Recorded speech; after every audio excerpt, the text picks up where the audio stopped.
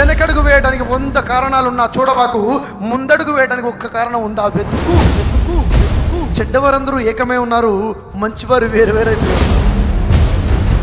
మంచివాడు మౌనంగా కూర్చోవడమే సమాజంలో చెడు వ్యాపించడానికి మూల కారణం. తెలియటం వేరు, తెలిసినంత మాత్రాన పెద్ద మార్పు ఏమీ రాదు. తెలిసింది అర్థం చేసుకుని ఆచరిస్తేనే మార్పు అనేది వస్తుంది. ఫిబ్రవరి 15 రోజున లేచి న్యూస్ పేపర్ తెరిస్తే న్యూస్ ఏంటో తెలుసా? ఆత్మహత్యలు. అమ్మాయి కాదన్నదని అబ్బాయి ఆత్మహత్య, అబ్బాయి కాదన్నాడని అమ్మాయి ఆత్మహత్య. తల్లిదండ్రులు ఏ కష్టం పడుతున్నారు, పిల్లలకి తెలియకుండా పెంచుతున్నారు.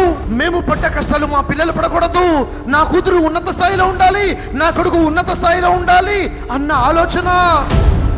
స్థాయికి మించిన ఫీజులు కడుతున్నారు, స్థాయికి మించిన స్కూళ్ళకి వెళ్ళి చదువులు చదివిస్తున్నారు. నా కొడుకు పెద్దవాడవ్వాలి, నా కూతురు పెద్ద స్థాయిలోకి రావాలి అని. మరి కూతురు కొడుకు పరిస్థితి ఏంటంటే, చదువుతుంటే కాన్సన్ట్రేషన్ ఉండడం లేదు, ఎలా చదవాలో అర్థం అవట్లేదు. చదువుతున్నాను కానీ గుర్తుండడం లేదు. ఒకరు చెబితే మోటివేట్ చేస్తే మోటివేట్ అవుతున్నాను, సెల్ఫ్ మోటివేషన్ లేదు.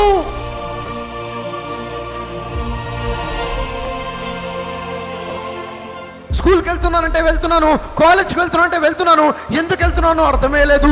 ఇంజనీరింగ్ చదువుతున్నాను, ఫ్యూచర్ అంటూ క్లారిటీ లేదు. ఈరోజు సమాజంలో ఉన్నటువంటి స్టూడెంట్ అయోమయంలో ఉన్నాడు.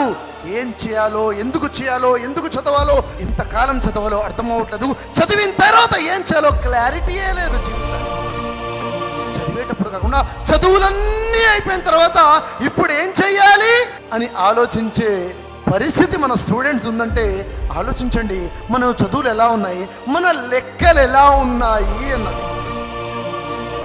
చెయ్యాల్సిన పనేంటి, చేస్తున్నదేంటి, తల్లిదండ్రుల కలలేంటి, అసలు పిల్లలు తమ గురించి తాముకుంటున్న కలలేంటి. దేవుడి సహాయం వారికి ఉంటుంది ఎవరైతే మరొకరికి సహాయం చేస్తారో.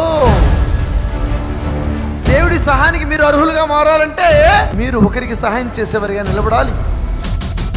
అప్పుడు మీరు దేవుడి ప్రత్యేకమైన సహాయానికి అర్హులుగా మారుతారు.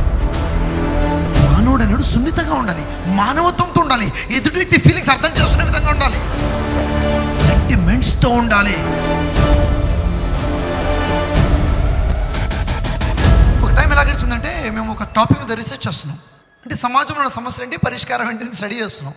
సమస్యను స్టడీ చేస్తుంటే నిజంగా చెప్పాలంటే రీసెర్చ్ ఆపేసి, స్టడీ ఆపేసి రూమ్లోకి వెళ్ళిపోయి బ్లాంకెట్ తనేసి ఏడ్చుకుంటూ పడుకున్నాను. నేను ఏడ్చేసా, ఏడుపు వచ్చేస్తుంది. ఆపేసేవాడిని, రీసెర్చ్ ఆపేసేవాడిని. ఏం చేయాలో అర్థమైంది కాదు. ఏంటి ఇంతనా, ఇంత అక్రమ రవాణా ఉందా? మన దేశంలో ఉన్న నల్ల వ్యాపారంలో 3వ స్థానంలో ఉన్న వ్యాపారం అమ్మాయిల్ని అమ్మాయిడమా. దాంట్లో 3వ స్థానంలో మన తెలుగు రాష్ట్రాలు ఉన్నాయా? అని ఇప్పటివరకు తెలియదే. వేల లక్షల మంది బాల కార్మికులు బయటికి కూడా రాకుండా లోపల బందీలా ఉన్నారు. అని మన దేశంలోనా, మన రాష్ట్రంలోనా ఇంత పెద్ద సమస్యనా, ఇంత పెద్ద స్కామ్సా అని తెలిసి గుండెలు పగిలిపోయాయి. ఏడుపు రావడం ప్లస్ ఏడవడం ప్లస్. ఏ వ్యక్తి అయితే ఏడవడో కఠినుడిగా తయారైపోతాడు. అలాంటి ఏడుపుల్లోంచి పుట్టకొచ్చిందే మిషన్. నేను సైతం సమాజం కోసం.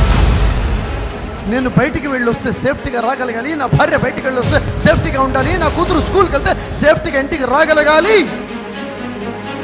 మనకు గుట్కాలు కావాలా, మనకు డ్రగ్స్ లేని జీవితం గడపలేమా, మద్యపానం మన సమాజానికి కావాలా?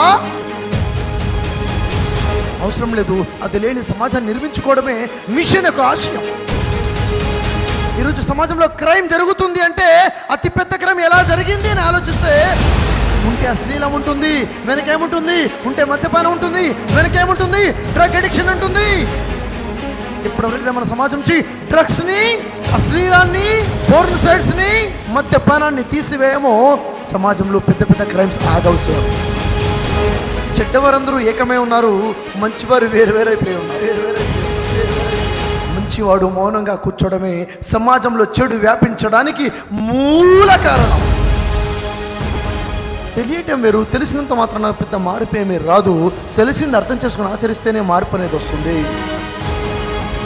నేను చూస్తున్నానో లేదో, నన్ను చూస్తున్నావో లేదో, మనల్ని మా తల్లిదండ్రులు చూస్తున్నారో లేదో, కానీ మనందరినీ పుట్టించిన సృష్టికర్తన దైవం అనుక్షణం చూస్తున్నాడన్న స్పృహ నాకు మీకు సమాజంలో ప్రతి ఒక్కడికి ఉండాలి అన్నదే మిషన్ యొక్క ఆశయం. టాప్ లెవెల్కి వెళ్ళాలంటే కావలసిన సక్సెస్ సీక్రెట్స్ నేర్చుకోవడం కోసమే జూలై 26వ తేదీన ఆదివారం టాప్ 10 సీక్రెట్స్ ఆఫ్ సక్సెస్ అనే వర్క్షాప్స్ని నేను మీకోసం ఆర్గనైజ్ చేస్తున్నాను. మొట్టమొదటిసారిగా ఎస్ ఆన్లైన్లో లైవ్ వర్క్షాప్ నేను వస్తున్నాను మీ అందరి కోసం. టాప్ 10 సీక్రెట్స్ని తీసుకొని సక్సెస్ని సాధించడం కోసం be ready, register your seat. మీ సీట్ని బుక్ చేసుకోండి. మీరు దాంట్లో ఎలా సీట్ బుక్ చేసుకోవాలి? Very simple. మీ ఫోన్లో నుండి ప్లే స్టోర్లో నుంచి బీఆర్ షఫీ, బ్రదర్ షఫీ అనే యాప్ని ఇన్స్టాల్ చేసుకోండి. ఎప్పుడైతే బ్రదర్ షఫీ యాప్ని ఓపెన్ చేస్తారో అక్కడ మీకు ఆన్లైన్ వర్క్షాప్ అని మీకు కనిపిస్తుంది. దాన్ని క్లిక్ చేయండి. అక్కడ మీరు రిజిస్టర్ చేసుకోండి, మీ ఇన్ఫర్మేషన్ ఇవ్వండి, మీకు కన్ఫర్మేషన్ వస్తుంది, మీ సీట్ బుక్ అయిపోతుంది. జూలై 26వ తేదీన ఆదివారం ఉదయం 11:30 నుంచి మధ్యాహ్నం 1 గంట వరకు 1.5 అవర్ సెషన్. మన ఫ్యూచర్ని మార్చబోయేది, మన ఆలోచన విధానాన్ని మార్చేసేది, మన మైండ్ సెట్లో గొప్ప మార్పు తీసుకొచ్చే వర్క్షాప్. అతి తక్కువ ఛార్జ్లో ప్రతి ఒక్కళ్ళు ఎఫర్ట్ చేసే విధంగా మీకోసమే వర్క్షాప్ ప్లాన్ చేశాం. 26 July Sunday morning 11:30 to afternoon 1 PM వరకు వర్క్షాప్లో మళ్ళీ మనం కలుద్దాం. All the best.